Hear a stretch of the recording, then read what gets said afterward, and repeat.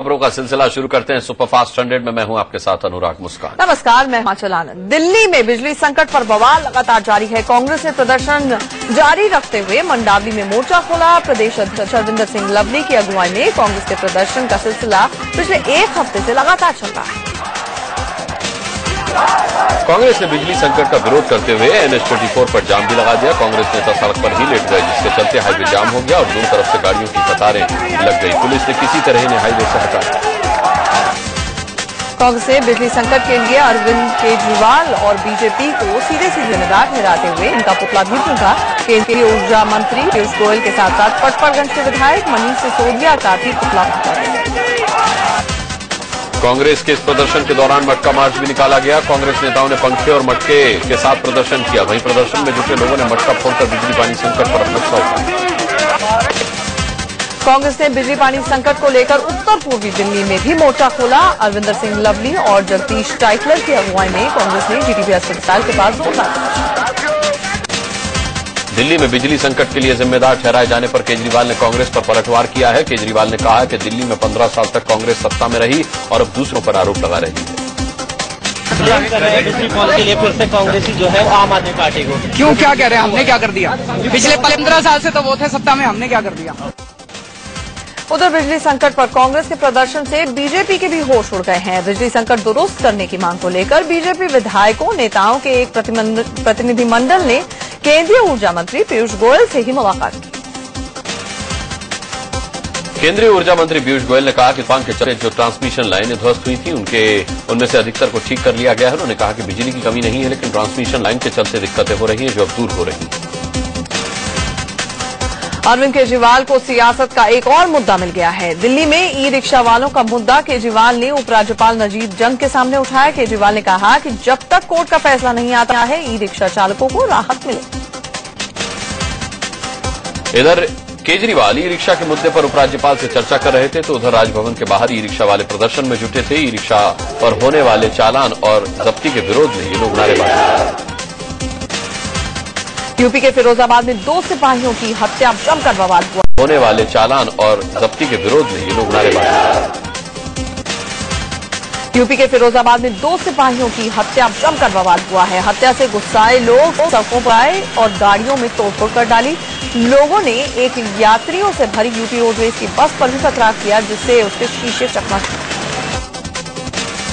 Police वालों की हत्या से गुस्साए लोगों ने जिस रोडवेज बस को निशाना बनाया उसके अंदर यात्री बैठे हुए। पथराव के दौरान कई यात्रियों को चोटें भी आई हैं। सभी यात्री आनंद फानंद में बस से बाहर हुए।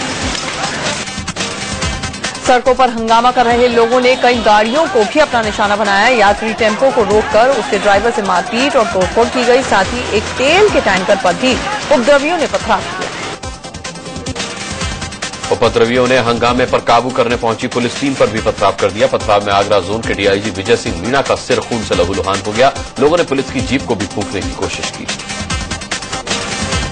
इस मामले में एक सब इंस्पेक्टर को सस्पेंड कर दिया गया है। लोग थानाध्यक्ष अजय यादव के खिलाफ भी कार्रवाई की मांग कर रहे हैं। साथ ही मामले की उच्च स्तरीय जांच की मांग की जा रही है। रात में 2 सिपाहियों की हत्या हुई और सुबह ही सैकड़ों लोग सड़क पर उतर आए। दोनों सिपाहियों के परिजन SSP और थानेदार को सस्पेंड करने की मांग को लेकर के हाईवे को जाम कर रहे थे। मृतकों के परिजनों ने आरोपियों की फौरन गिरफ्तारी की मांग की। फिरोजाबाद में हुई सिपाहियों की हत्या के मामले में यूपी सरकार ने मुआवजे का ऐलान कर दिया है। CM अखिलेश यादव ने दोनों सिपाहियों के परिजनों को 20-20 लाख रुपए के मुआवजे देने की घोषणा की है। यूपी के फिरोजाबाद में 2 सिपाहियों की हत्या पर समाजवादी पार्टी के महासचिव नरेश अग्रवाल ने हैरान कर देने वाला बयान दिया है। उन्होंने कहा है कि ये कोई नई बात नहीं है, ऐसा होता रहता है। पुलिस वालों को अपराधियों ने गोली मार दी यूपी में। ये कोई नई चीज रहे तो कहीं दिल्ली में कितनी बार हुआ। कल तो अपराधियों ने दिल्ली में सिपाही कुचल दिया, सिपाही मर गया। वो नहीं आपको दिखाई दिया, उत्तर प्रदेश में गोली दिखाई दे गई होगी। यूपी में कानून व्यवस्था के हाल को लेकर केंद्रीय गृह मंत्री राजनाथ सिंह ने ट्वीट किया है। उन्होंने लिखा है कि मंत्रालय यूपी के हालात को लेकर गंभीर है और पूरे मामले पर नजर बनाए रखे है।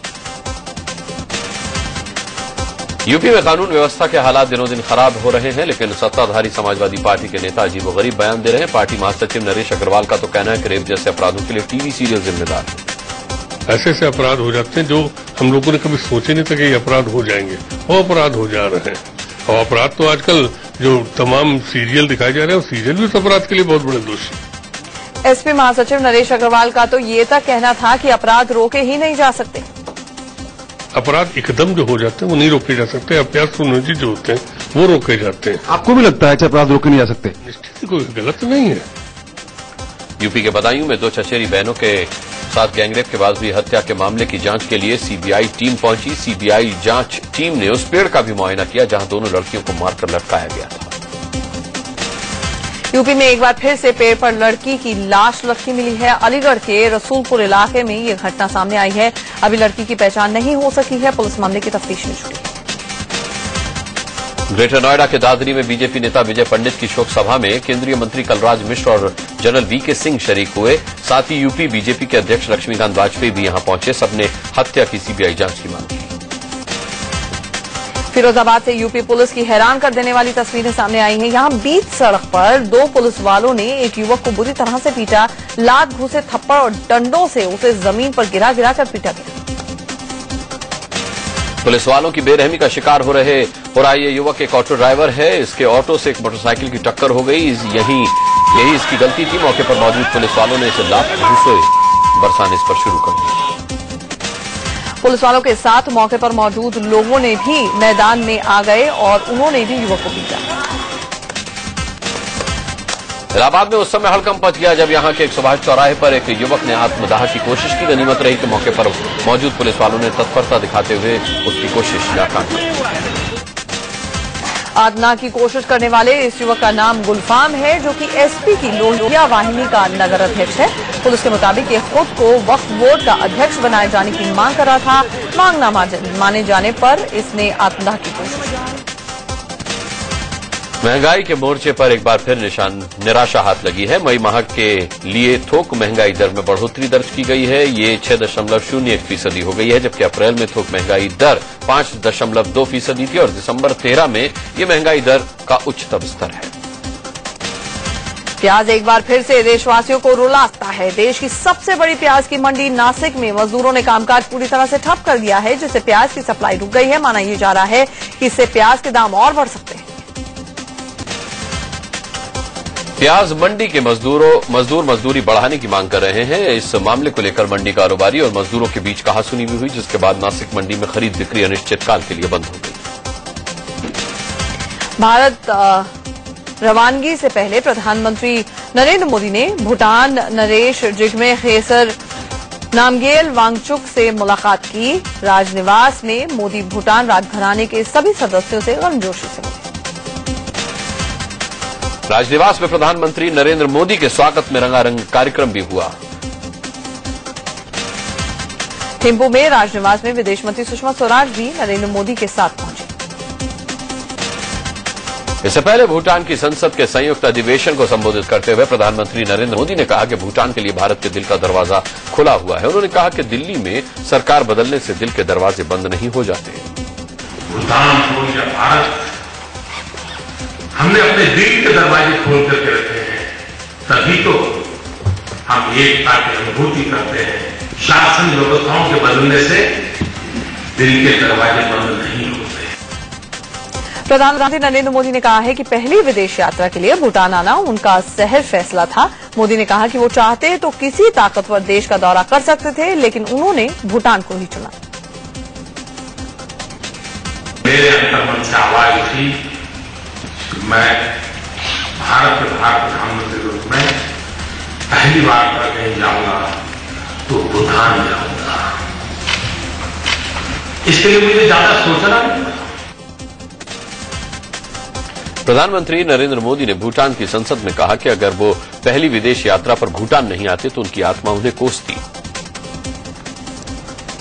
ये मेरा सहज कदम था।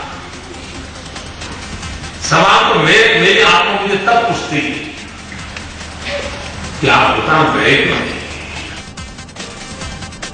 भूटान की संसद के संयुक्त सत्र को संबोधित करते हुए प्रधानमंत्री नरेंद्र मोदी ने कहा कि भारत जितना सशक्त होगा, भूटान को उतना ही फायदा होगा। कि भारत जितना सशक्त होगा उतना ही भूटान को लाभ है। 7 देशों की भलाई के लिए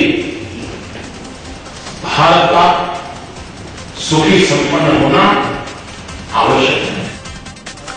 भूटान की संसद में प्रधानमंत्री नरेंद्र मोदी ने पर्यटन को बढ़ावा देने की वकालत की। उन्होंने कहा कि टूरिज्म यूनाइट्स, टेररिज्म डिवाइड्स, यानी कि आतंकवाद बांटता है जबकि पर्यटन जोड़ता है।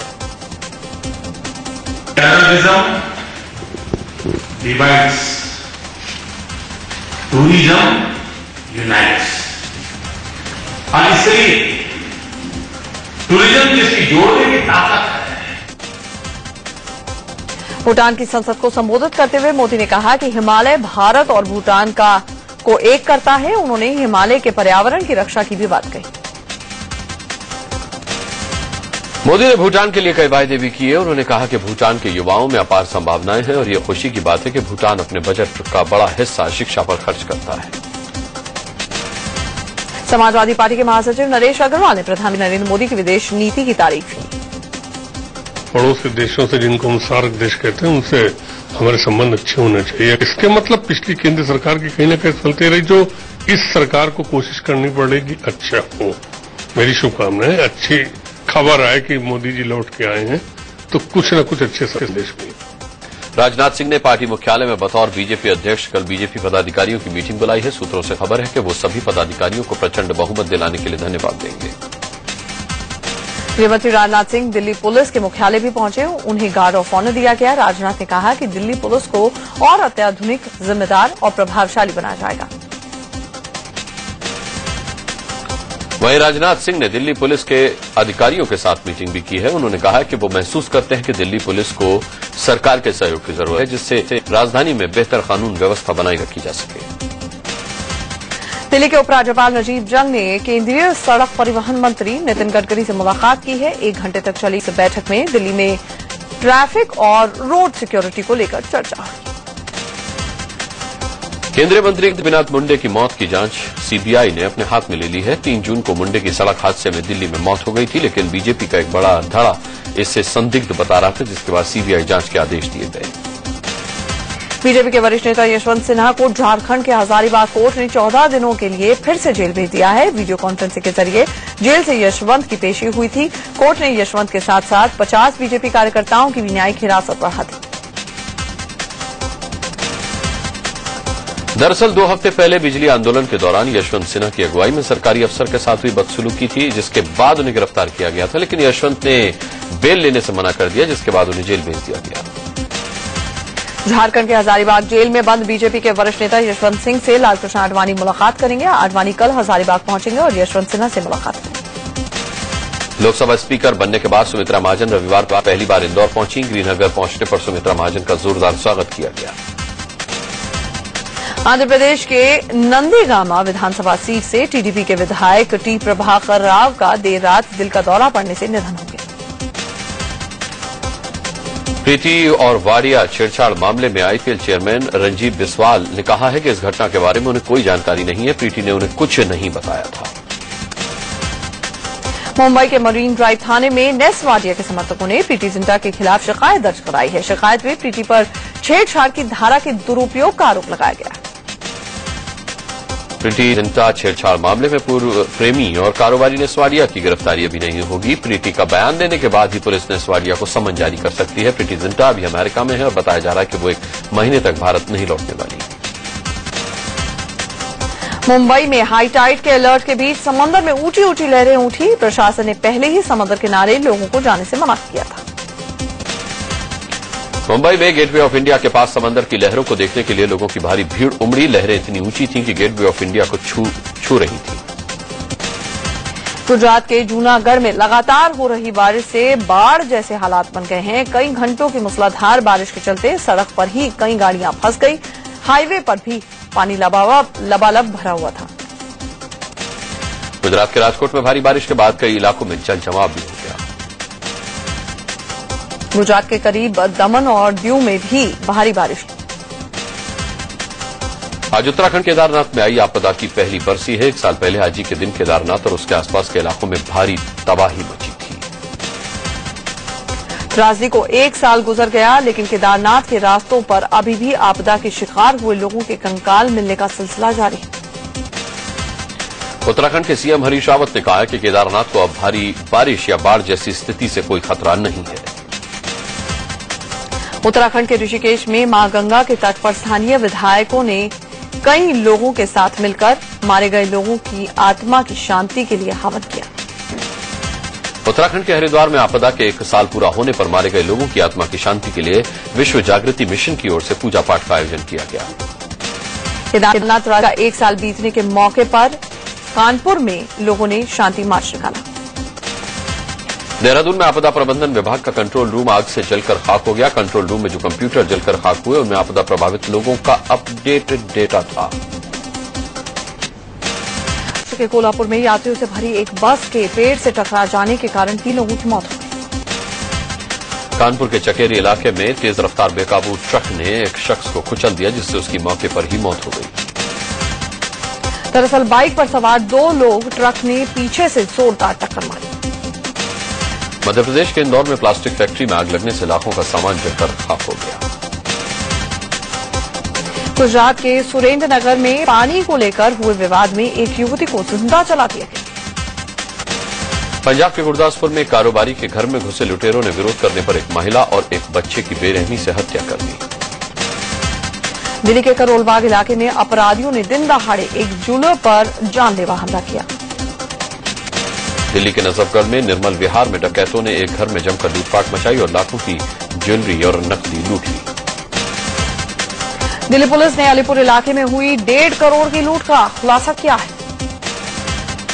मुंबई पुलिस ने ठगों की शातिर गैंग का पर्दाफाश करते हुए 3 लोगों को गिरफ्तार किया है।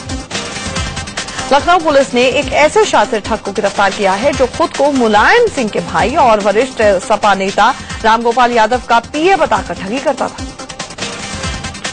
आगरा में लोगों ने एक बदमाश को रंगे हाथों पकड़कर उसकी जमकर पिटाई कर दी। बताया जा रहा है कि आरोपी एक महिला का बैग छीनकर भाग रहा था। यूपी के शामली में पुलिस ने चेकिंग अभियान के दौरान हरियाणा और हिमाचल से तस्करी कर लाई रही अवैध शराब की खेप जब्त की। बिहार के दरभंगा संस्कृत विश्वविद्यालय के कुलपति को बम से उड़ाने की धमकी दी गई है। 2 साल से कोमा में चल रहे जालंधर के एक निजी यूनिवर्सिटी के अफ्रीकन छात्र को पंजाब सरकार ने अपने खर्च पर एयर एम्बुलेंस से उसके देश बरूंडी भेजा। प्रधानमंत्री Narendra Modi FIFA world cup 2014 का फाइनल मैच देखने के लिए ब्राजील जा सकते हैं। ब्राजील के राष्ट्रपति दिल्मा रोसेफ ने 13 जुलाई को होने वाले फाइनल के लिए उन्हें बुलावा भेजा है। फीफा वर्ल्ड कप ब्राजील में हो रहा है, लेकिन उसका फीवर भारत के सर चढ़कर बोल रहा है। सुप्रीम कोर्ट से एन श्रीनिवासन के लिए राहत की खबर है। शीर्ष अदालत ने बिहार क्रिकेट एसोसिएशन की उस याचिका पर तत्काल सुनवाई करने से इनकार कर दिया, जिसमें श्रीनिवासन की आईसीसी चेयरमैन की उम्मीदवारी को चुनौती दी गई थी। पिछले हफ्ते भी बिहार क्रिकेट एसोसिएशन ने सुप्रीम कोर्ट में ऐसी ही याचिका दाखिल की। टीम इंडिया के कप्तान महेंद्र सिंह धोनी अपने होम टाउन रांची में बाइक का एक शोरूम खोलने जा रहे हैं। कबड्डी प्रीमियर लीग की तैयारियों का जायजा लेने के लिए अभिनेता अभिषेक बच्चन आज जयपुर के सवाई मानसिंह स्टेडियम पहुंचे।